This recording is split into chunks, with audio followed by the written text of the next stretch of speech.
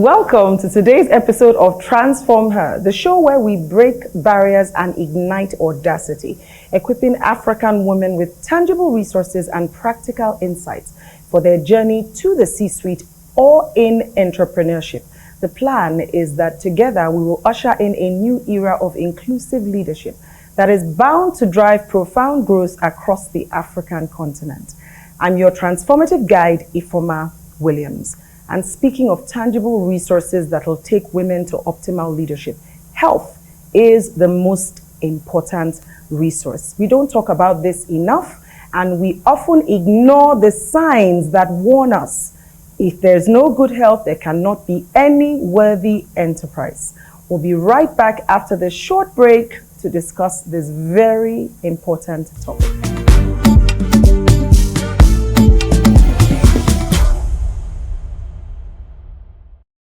Welcome back. Today's episode is titled Vitality Unveiled, Prioritizing Holistic Health for Female Leaders and Entrepreneurs.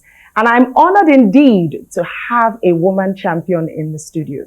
I have with me today Dr. Moni Adanijo. She's a clinical cardiologist and the co-founder of Naveen Health and Naveen Technologies. Dr. Adanijo, welcome. Thank you so much for having me, Foma. Glad to be here.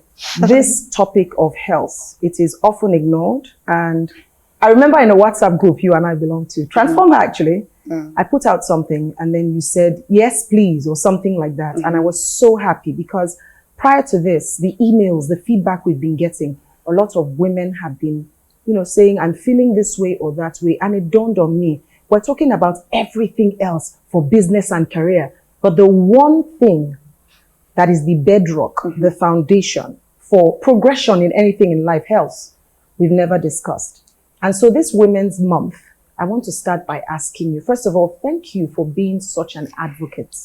But there must have been pivotal moments in your journey that made you prioritize holistic health in your practice and in advocacy. Tell us about these pivotal moments. Thank you so much, Ifoma. So I've had two moments that I can think about right now. The first was when I was a new consultant. I was in the emergency room and a bride in her full wedding gown, crown and everything, rushed into the emergency, screaming, help my husband. So apparently they were at their wedding reception and they were cutting the cake and her husband slumped, young man in his 30s. Now, when we examined him, he was unconscious. His BP was high, I think 200 over something. So apparently he had a stroke. When he eventually woke up 7 days after, he never knew he was hypertensive. He never checked himself. He didn't know what his health status was. So his first symptom was that major event at the most important day of his life. You can imagine. So, and that made me think, we talk so much about treating illness, but we don't really talk about preventing illness. If someone had done his blood pressure, even a day to his wedding, and realized it was high, something would have been done and it would have spared him that horrible experience of one, getting a stroke, and two, embarrassing himself on his wedding day. That's one. Two, in my career, I've worn many hats. I used to work full-time, for one of the federal government institutions as a cardiologist. And one day I got to work and I just realized I can't do this anymore. I sat in my car and I couldn't come out of the car. I was actually crying. Wow. I was tired. I was exhausted. I was finished, quote unquote. And, we also ignore our mental health. We tend to forget that how we feel is very important, and how we feel propels the way we act, the way we react, and the way we work. So these two moments were very important to me, and it made me change my view towards health in general. Wow. Ladies, we need to unpack that. His first major symptom was a stroke. Second thing is prevention is better than cure. I think that one of the things I'd like is for us to take out and take action. So we hear these things every day, but it is scary moments as what happened to that groom that brings it home a reality check. So before that happens to you, I'd really like for you ladies to, get yourself checked out. And that brings me to my second, in your practice as a cardiologist, what are the most common health challenges that women have? And when does it dawn on them? How do you discover this as a cardiologist? So all over the world, the most common cause of death for women is cardiovascular disease. Not cervical cancer, not breast cancer, cardiovascular disease, which includes strokes, heart attacks, and the likes. Okay? So a lot of women don't even know they are hypertensive, because hypertension is the gateway to all these problems, especially in Nigeria. Many women don't know they're hypertensive. Many women don't even know their health status. We take care of everybody except ourselves. We take our kids for immunization. We make sure our husbands use their medicines, but we don't take care of ourselves. So it's important you go for your annual checkup, because hypertension has no symptoms. You feel fine. Wow. You're perfect. There's nothing wrong with you. And your blood pressure is high. And you're like, but I'm fine. I don't feel anything. So if you're waiting to feel something, then the first something you feel may be a catastrophic event, like what happened to this young man. So anytime we take our children for immunization, please ask the nurse to do your blood pressure. Anytime you go to the pharmacy to buy drugs for your children, check your blood pressure. Anytime you see a blood pressure machine, check your blood pressure. You never know. Okay? Then when you do have the time for a full check, then you can do your pap smear, your mammogram, your blood pressure, and your blood work to check for cholesterol, sugar, and the likes. All those are extremely important as well. So this is another place to pause. It's shocking for me to hear that the number one cause of death for women globally is not cancer. It is cardiovascular disease. That indeed is scary. Oftentimes, people with these diseases do not have symptoms. And I want to ask, so an annual check is enough? Yes. Now, depending on what your annual check shows you. Right. So if your annual check is normal, then you're good till next year. Right. And I tell my patients, gift yourself this on your birthday. Right. So make your birthday the day that you go for your annual check. That's the most important birthday present you can get. Your health. I like that. So your number one birthday present every year should be your annual check. Yes. After you've done that, then you can do the parties, you can buy the shoes and the hair. Because only one who's alive and healthy can enjoy all of these benefits. Exactly. Once you've done that health check, whatever that health check brings, you can now say, okay, maybe you do come for another check in 6 months or 2 months, but the annual one is very important. Okay. So I got an email from a lady who said to me, I don't know what's wrong. I have been to the doctor. They checked me out. I've been to more than one doctor. They can't seem to tell me anything is wrong, but something is wrong. Have you come across this? Because I'm starting to hear that more and more. There's no diagnosis, but physically and mentally, let me just say, they're drained, unproductive, and tired. The word you're looking for is burnout. That's the word. Burnout. Now, many people don't know that your mental health affects your physical health. When you're not okay. Now, people think mental health means you're crazy or you're on the road with torn clothes. No. Mental health could even be something as little as burnout and exhaustion. It affects your physical health. You feel these symptoms. I have patients come to me with palpitations. They can feel their heartbeat. They have chest pain. They have this difficulty in breathing. They have all these problems. And when you do a thorough check, there's nothing wrong. You've done the tests. You've scanned all the organs. You've done everything. There's nothing wrong. But they are feeling these symptoms. And they keep going from doctor to doctor until when someone tells them, hold on, what's going on at work? What's happening at home?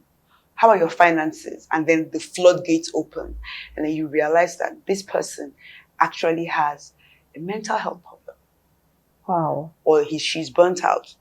Or, or she's having difficulties at work. That's why she's feeling these symptoms. But there's nothing organically wrong.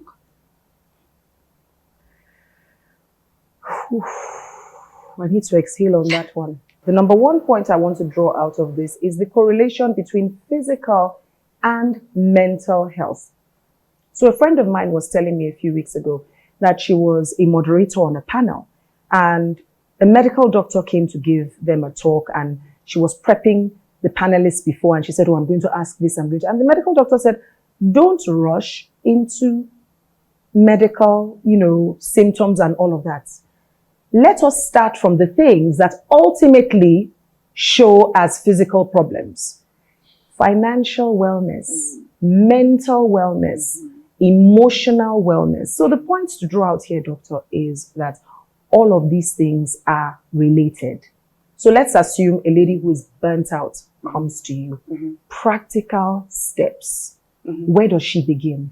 So most of the symptoms of burnout, they just feel tired. Okay. They can't seem to put a finger on what exactly is wrong.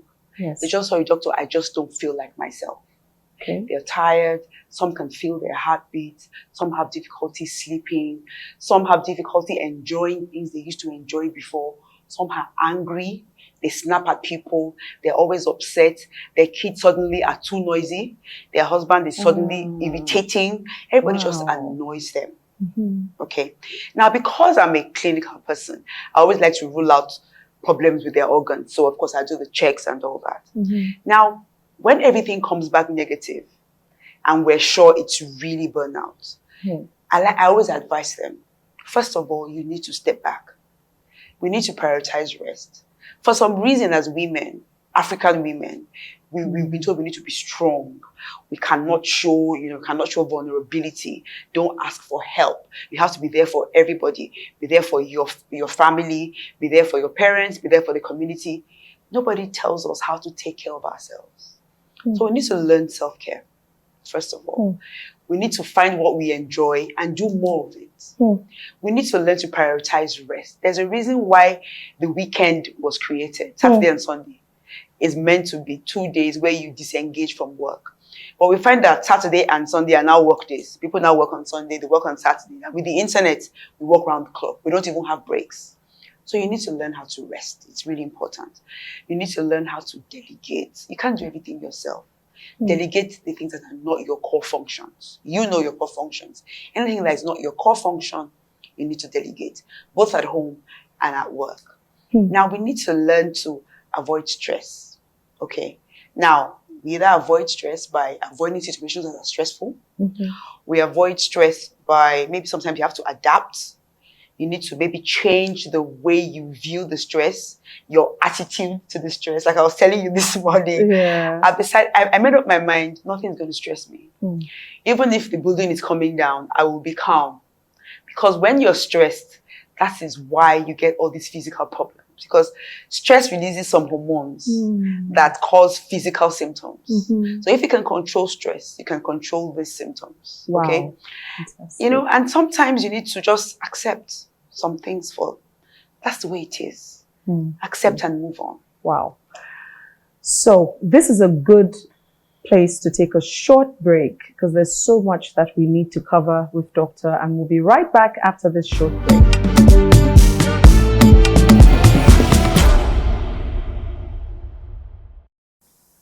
Welcome back. Just before we went on break, Doctor was taking us through the steps we can take when we experience burnout. So the first thing she said was step back. I guess that's why it was a mouthful. She said step back, prioritize self-care, delegate, but most importantly is how you react to stressful situations. And that's where my next question comes from, stress. So we hear people say, you are stressing me. I'm stressed out.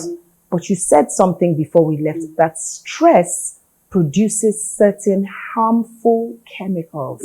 Let's dwell on stress. Thank you. So stress is when things don't go well. Something is happening that is supposed to bother you. I say supposed to, because stress is not what happens to us.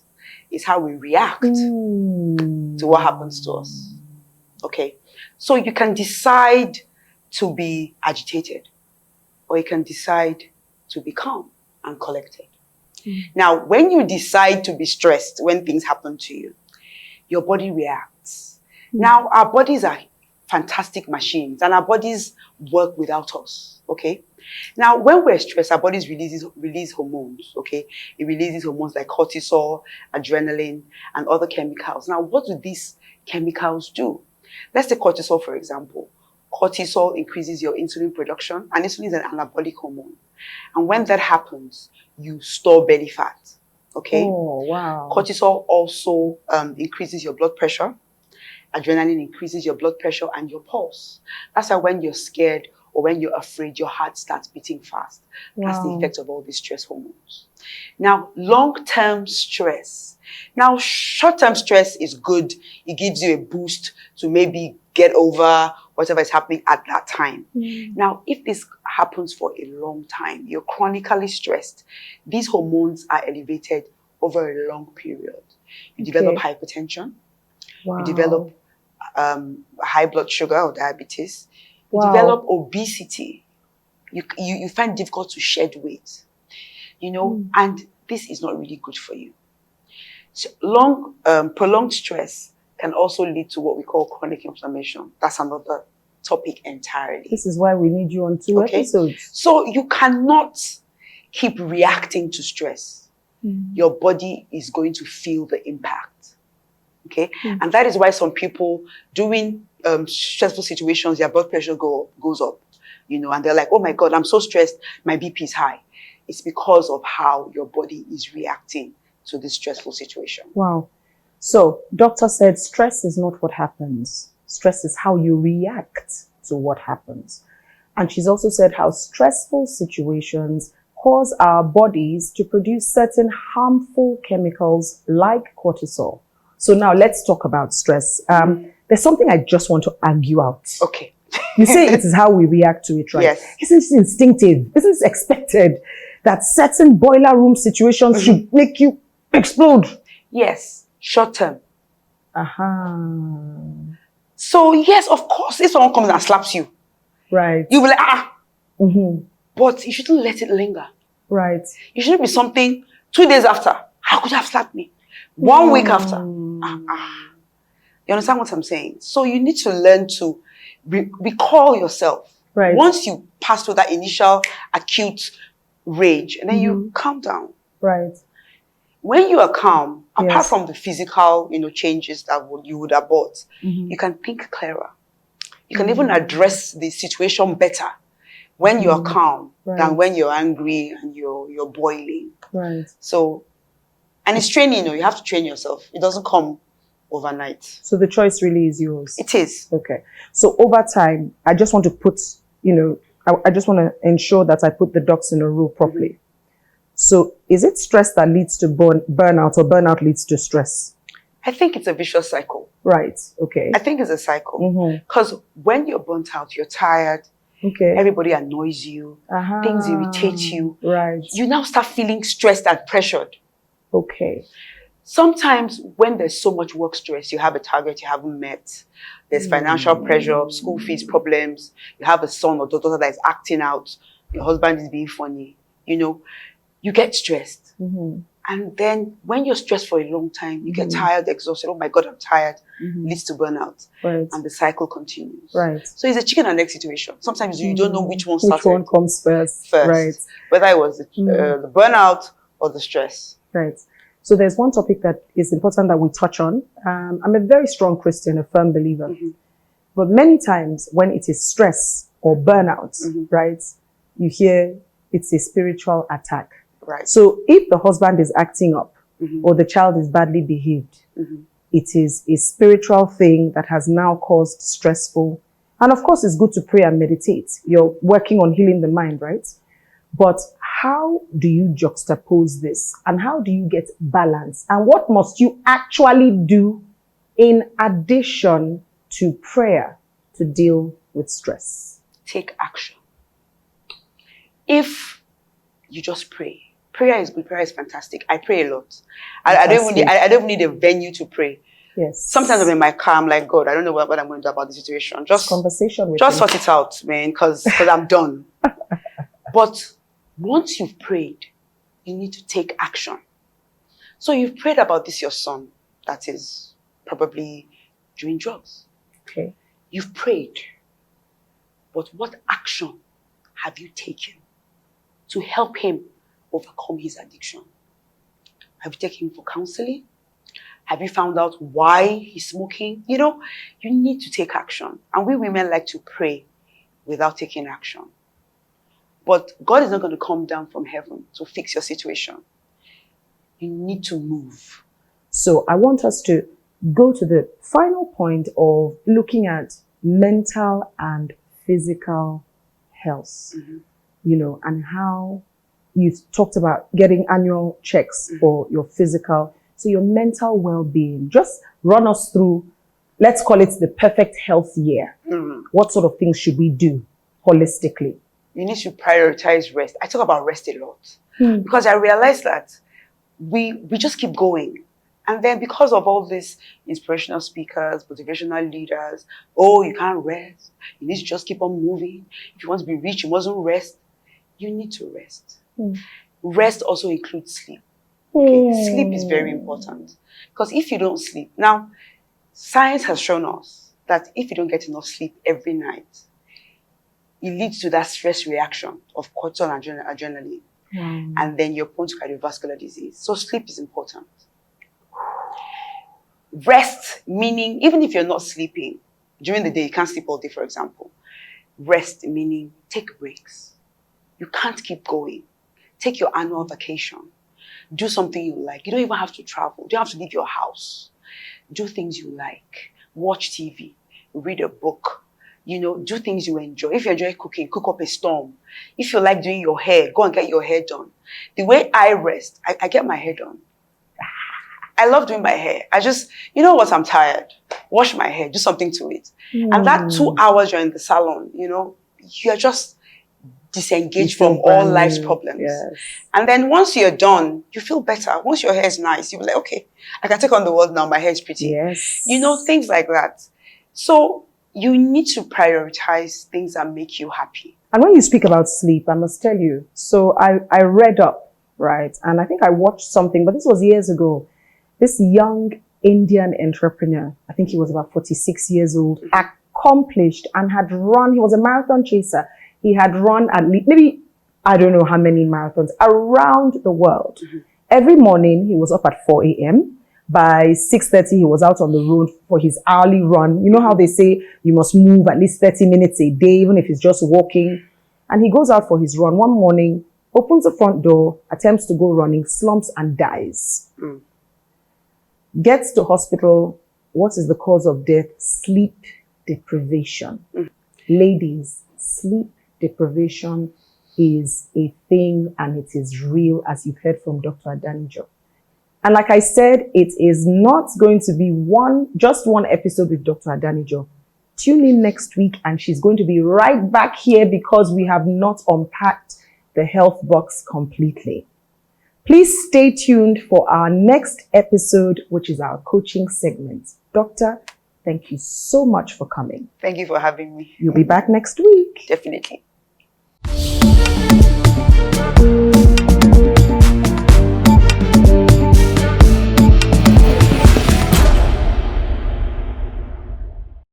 Welcome to today's coaching segment on TransformHer. We are still on the very important topic of personal branding. Leadership is about effective communication, and it is important that you communicate your right and intended personal brand to your intended or targeted audience. And so today we're going to examine why it is that we craft important, or why it is that we craft personal brands. Let's look at what it takes to craft a strong personal brand. Now, there are two things. First is your understanding of your personal values, your purpose, meaning what service do you want to offer to your targeted audience? Your vision for this purpose. How do you intend to provide this service or be of impact to your targeted audience? Who is this targeted audience and what is your desired outcome?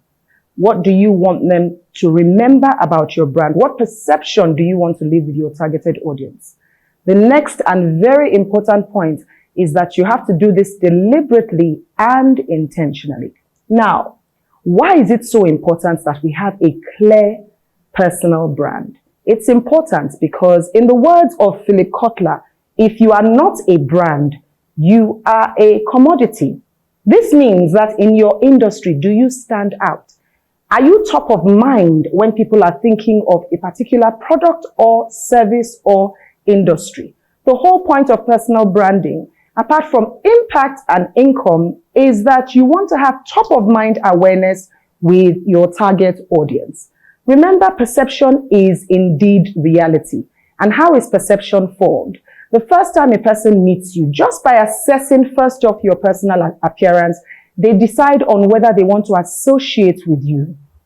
When they now associate with you, if they are impressed or you are communicating that intended value that they want, you begin to build rapport. And over time, if you consistently deliver that value, you build trust, which is ultimately where you want to get to as a leader who is trying to put forward a strong personal brand.